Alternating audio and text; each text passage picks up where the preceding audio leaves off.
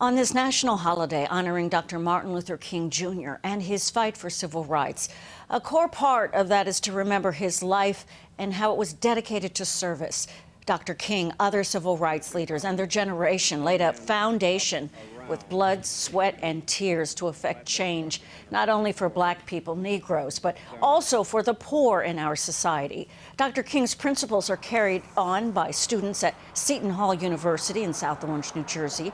The Dr. Martin Luther King Jr. Leadership Program has trained young scholars since 1970. Joining me now is one of those young scholars, Acacia Palmer, raised in the Bronx, now a senior in the MLK Leadership Program in Seton Hall. Also, the Reverend Dr. Forrest Pritchett, the director of the Dr. Martin Luther King Jr. Leadership Program, and he's also a senior advisor for diversity, equity, and inclusion at Seton Hall. Welcome to you both. You each have a lot of words under your name and on your calling cards, okay? Yay, hi, Acacia, how are you? Hi, how are you? I'm good, thank you. Thank you for your time. First, Dr. Pritchett, tell us about the program. How does it work? Fundamentally, the program, as you said, started in the 1970s. It was a large scholarship for Negro students, in a sense, to assist the university with its integration efforts.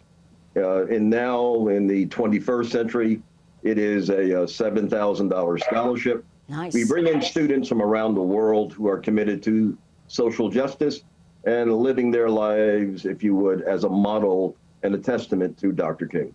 Acacia, why did you apply to this? Why did you want to be part of this particular program? I wanted to be a part of this program at Seton Hall University because ever since I was a little girl, I was always committed to helping others and social justice, and this program was the perfect fit for me, and it was really important to see that programs like this were continuing the legacy of very important figures throughout Black history and serving the community. Dr. Pritchett, how do you take what Dr. King did then, what we've gone through over these past decades, more than 50 years, as well as now, especially these past intense couple of years? How do you take that in the program to lead, educate, motivate the students? Well, everything we do is going to be fitting into what I would call the MLK paradigm of nonviolence.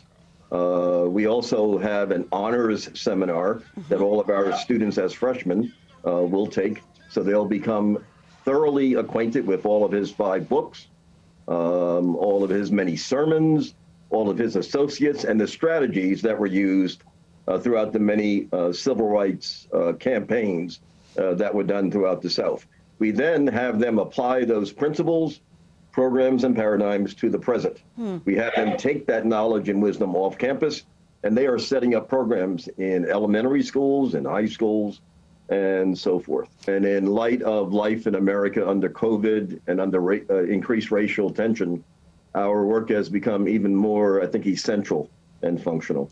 For you personally, why are you here? What in your life led you to this position and this commitment?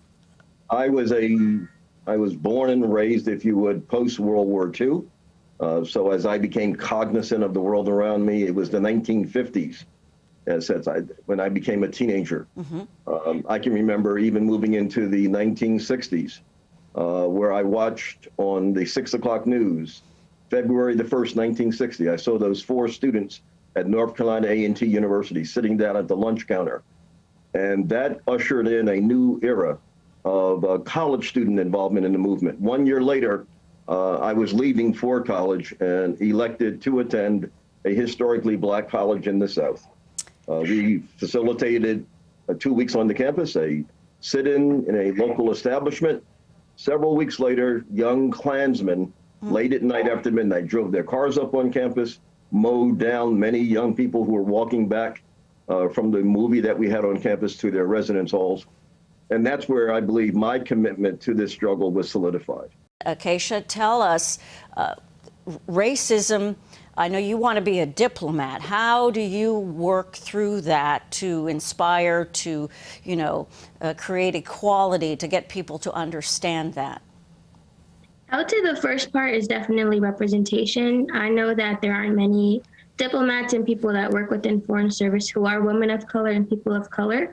So I would definitely like to provide representation for other students just as myself. And the second component would be definitely to represent America in the aspect of its diversity and just continue to show that, you know, America has people from all walks of life, different backgrounds, socioeconomic status. So it's very important to represent an America that is diverse and committed to educating people and serving, you know, the greater community, which is the greater world, of course. Dr. Pritchett, as you've done this year after year, which is absolutely fantastic, how does the curriculum change with what's going on in the world? And do you keep in touch with your students?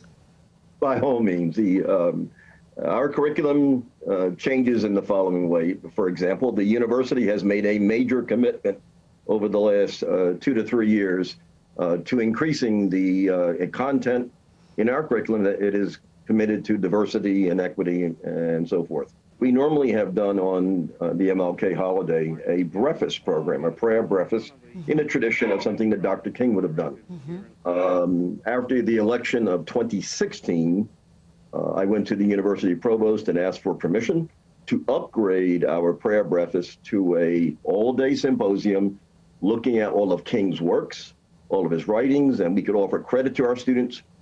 We could also equip them with state-of-the-art knowledge relative to anti-racism work and how to get all of us just to live together and to get along. All of us, that's the key, and I'm sure part of that, Acacia, as we wrap things up, is your favorite quote from Dr. King. Why is that so important to you? How does it resonate? Tell us what the quote is. My favorite quote from Dr. King is, "If you can't fly, then run. If you can't run, then walk. If you can't walk, then crawl, but by all means, keep moving." This one really resonates with me because it's saying to do something. So if you feel like, you know, you might not have the biggest impact or, you know, you can't do everything at once, it's important to get going, to get started, to get involved and to stay committed, no matter how things may turn out or how you may view the world, or, you know, you may feel discouraged or think that there's so much more that you could be doing, but it starts somewhere and it starts with you, and every person has a role to play in civil rights, in social justice, in public service. So it's very important to do what you can and contribute what you can, no matter what. And keep moving, which I know you do.